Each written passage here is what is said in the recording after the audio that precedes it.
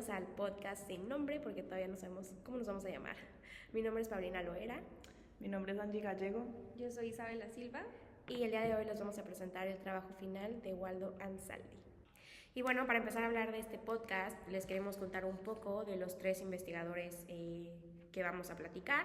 El primero es Jaime Osorio. ¿Nos quieres decir un poco de quién es Jaime Osorio? Bueno, te cuento. Jaime Osorio es un doctor en sociología y tengo anotado que es un profesor investigador que está adscrito al Departamento de Relaciones Sociales de AUN de Xochimilco. Y es autor del Estado en Centro de la Mundialización, tema que ya abordaré que trata en lo que vamos hablando del podcast, y es especialista en América Latina. Entonces ha publicado todas sus investigaciones enfocadas en este tema.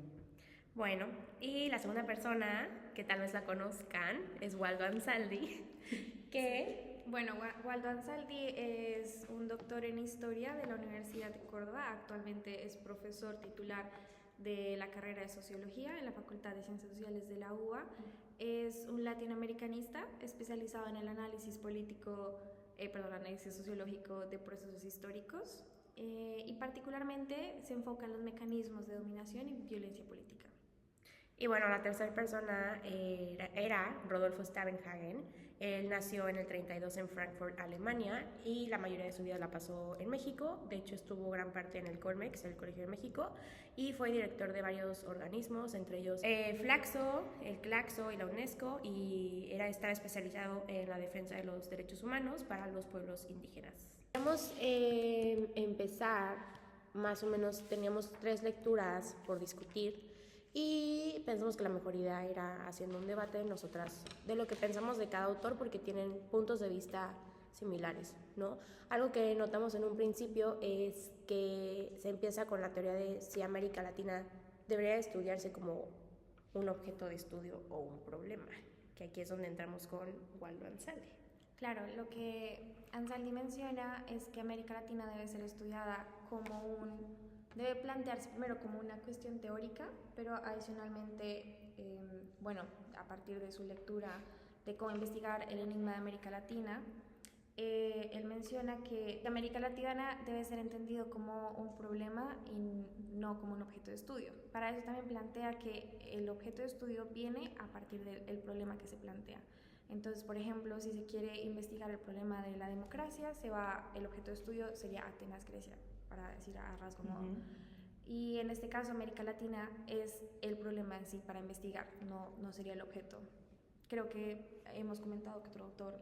Sí, por ejemplo en el caso de Osorio, igual él aborda 3 temáticas principales, que es la totalidad y las particularidades, el desarrollo y el subdesarrollo, y la crítica de las propuestas neoliberales.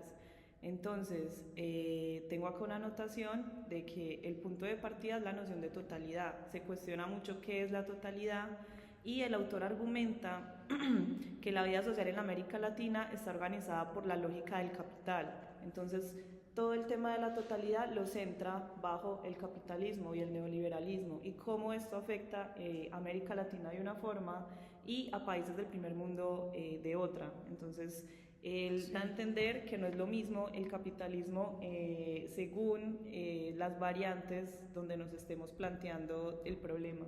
Sí, que justamente Stavenhagen, en lo que me tocó leer, que son las 7 tesis equivocadas sobre América Latina, la primera empieza llamándose los países latinoamericanos son sociedades duales, ¿no? Entonces va como relacionado este tema de que dice, en realidad no, porque se plantea que existen 2 sociedades en América Latina, la sociedad arcaica, que fue pues toda esta sociedad feudalista con la que empezó la conquista de América Latina, y la sociedad moderna, que ha ido adquiriendo estatus por cosas interpersonales, ¿no?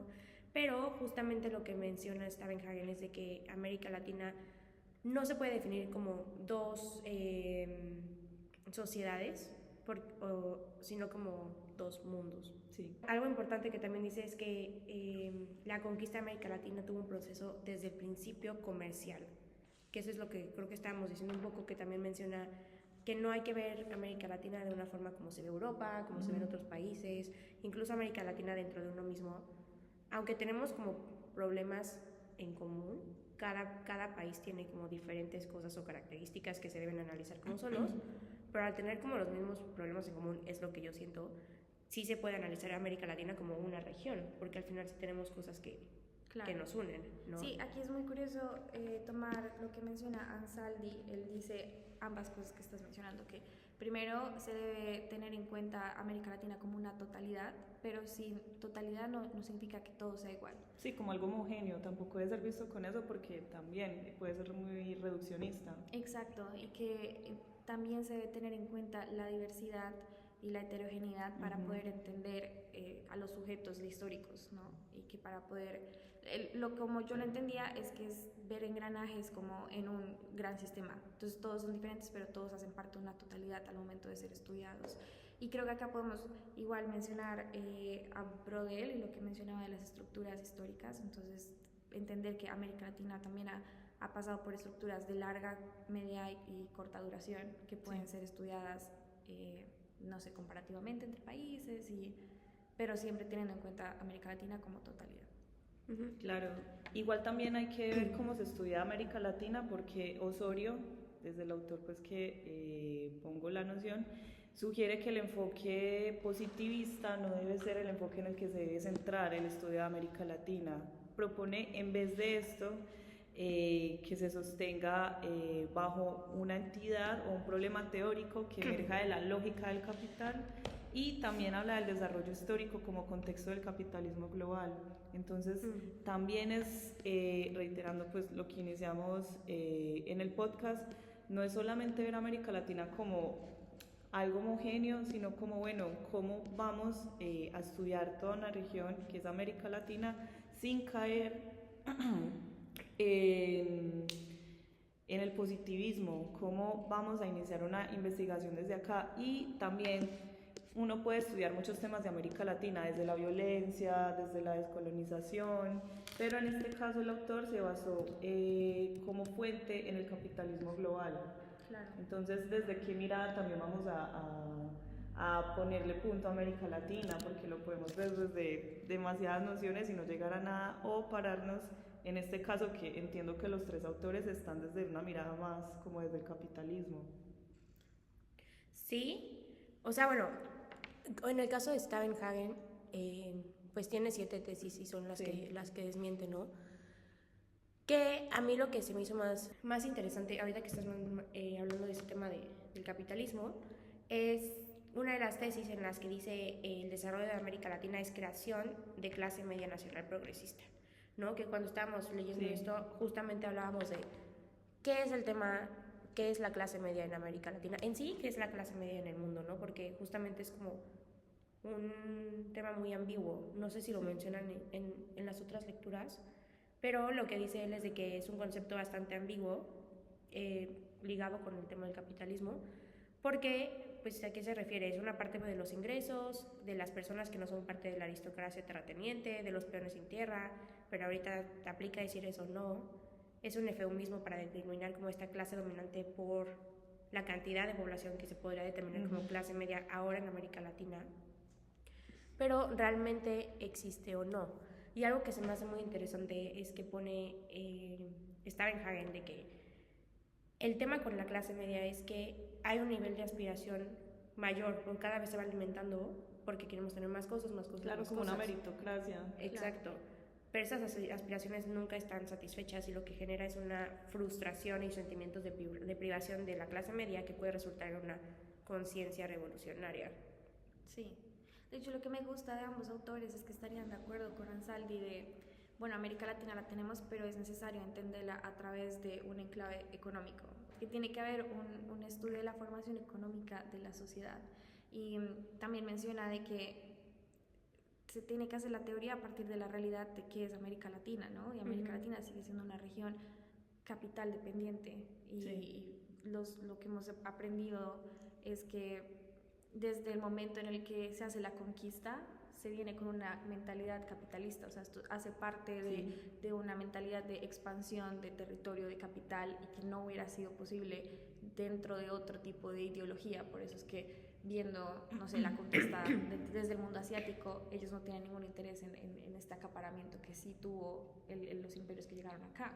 Bueno, que ahí no sé si es 100% eso, o sea, pensando yo como en lo mío, que dijiste de que Asia no tenía como ese mentalidad de acaparamiento. Los mongoles sí tenían esa necesidad de acaparamiento. Creo que tenían una mentalidad imperialista, o sea, como que sí tenían necesidad de conquistar, pero no sé, siento que el momento en el que llega la conquista de territorio por parte de España, pues el encontrar acá América, hizo a la par con lo que estaba pasando en Venecia, en Italia, con el tema de la banca, es parte de esta mentalidad de necesitamos expandir para hacer este enclave económico, de traer dinero acá, como en la explotación de la riqueza no se había visto antes, en explotar de esta manera, en esta magnitud, no se había visto antes en un imperio, creo yo. Claro, y además, bueno, enlazando este tema con Osorio, aquí también como se hablaba como de una clase media, llevándolo un poco más a lo macro, estamos hablando del desarrollo y el subdesarrollo. Sí. Entonces también como siempre reiterando que América Latina está subdesarrollo y apunta al desarrollo, pero también Osorio hace una crítica a eso porque no es posible que exista, o da a entender que no es posible que América Latina sea un país, bueno, país no, sea un conjunto de países más desarrollados, porque el mismo capitalismo no lo permitiría. Claro. Lo mismo que de lo que hablábamos ahora de la clase media, de que la clase media también está hecha para hacer un control. Claro, entonces es una falacia pensar de que de la clase media mágicamente todos vamos a pasar a una clase más alta, luego a otra y a otra. Lo mismo pasa con los países, como el subdesarrollo vamos a pasar al desarrollo y cada vez todos vamos a estar más desarrollados. No hay planeta que aguante un sistema económico basado en una meritocracia económica. De acuerdo, sí, y creo que algo que están de acuerdo los tres autores es que América Latina no está flotando en el espacio, ¿sabes? Hace parte de un contexto global. Sí. Aquí estamos presentes, presentando desde Argentina. Claro, tienen unas redes y qué es lo que conecta a América Latina con los países, no sé, lo conocido como primer mundo sigue siendo el capital, el que desde el siglo XIX se nos vio como, bueno, ellos son los que exportan la materia prima y nosotros somos los que industrializamos y tienen una dependencia ahora a nosotros porque... Que bueno, creo que ahí también se da como otro debate o objeto de análisis, si lo queremos ver así, que menciona Stavenhagen, que dice, el mayor obstáculo de América Latina no son los países externos, es el colonialismo interno que tenemos. Y creo que tiene sentido viendo el tema de nuevo de... porque no se me queda esta palabra, de la formación económica de la sociedad, o sea, entendiendo cómo se desarrollaron de manera económica enclaves en los países que fueron colonia. Ese tipo de comportamientos pues no cambió una vez que que fueron independizados, sino que se mantuvo bajo otro nombre, bajo otra figura, y fueron procesos, diría Brodal, de larga duración al momento de poder cambiar siquiera esos, y veíamos como que muchas de esas economías enclaves después tuvieron economías de dependencia con Estados Unidos, por ejemplo. Entonces, donde antes había, no sé, una explotación minera, después hubo una explotación bananera. Sí. Bueno, tuvimos que parar el podcast porque iba a durar muchísimo, ya llevamos 4 horas hablando de esto, pero antes de eso queríamos como darles un resumen de lo que habla cada autor y lo que pensamos, y entonces pues creo que debemos de comenzar con Jaime Osorio. Entonces, como análisis de la lectura de Jaime Osorio, me gustaría resaltar la crítica que él hace a las propuestas neoliberales que representan el desarrollo como un recetario universal. Entonces, de que cada país tiene un recetario específico y así es como llega a la etapa del desarrollo máximo, en este caso cuando se habla del subdesarrollo y el desarrollo. Me gustó mucho que él criticara eso y que no se parara desde una postura positivista, sino que invitara a otras disciplinas a participar en teorizar América Latina. Perfecto. Y Waldo Anzaldi. Bueno, Waldo en el texto de cómo investigar el enigma de América Latina primero hace como un recorrido historiográfico sobre, me encanta que empieza con algo de que creemos que es muy obvio que América Latina existe, sí, obviamente, y luego empieza a decir, bueno, ha sido todo un debate en las ciencias sociales, hace este recorrido pasando por lo que fue el dilema en los 80s, 90s de decir, no existe, y luego, no, hay que mirarlo de otras posturas, y que luego llegar a la conclusión de América Latina lo vamos a entender desde la realidad que es. como una unidad investigativa y que esta realidad está compuesta de muchas desigualdades. Bueno, para Stavenhagen la verdad es que me gustó mucho su tema de las 7 tesis, porque pensaba que había cosas que estaban bien y al final decía que no. Entonces me hacía ver las cosas de una forma diferente. Y al final de la escritura tiene algo que se llama las 3 maneras de ver el porvenir de América Latina. Y dice que el primero es un enfoque normativo o voluntarista, que se refiere a un modelo ideal que puede o no puede ser utópico, o sea, como más abierto. La segunda forma es un enfoque fatalista o pasivo, o sea que hay como ciertas cosas que determinan nuestro destino y que el hombre no puede cambiar o forjar ese destino. Y el tercero es un análisis de tendencias y dinamismos actuales que se desprenden de procesos históricos, o sea, lo contrario a la segunda, que habla de diferentes alternativas que se abren a las sociedades humanas. Pues nada, estamos muy felices de estar hablando de esto. La verdad es que aprendimos muchísimo.